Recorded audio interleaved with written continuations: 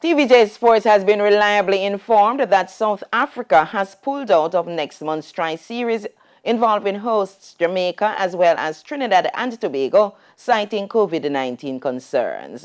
It's understood after much deliberations between Netball Jamaica and South Africa Netball, the world number 5 ranked South Africans decided to forego the series due to rising COVID-19 cases in Jamaica. The series will see the Sunshine Girls returning to competitive action for the first time since January 2020. But while the South Africans have withdrawn, it's understood Caribbean neighbors and world number 10th ranked Trinidad and Tobago are still committed to the series, which could now feature another guest team. Netball Jamaica is expected to make an official statement on the status of the series in the coming days. The series, which will be held in honor of Netball Jamaica's first president, Margaret Beckford, will be played without spectators at the National Indoor Sports Centre from October 9 to 23.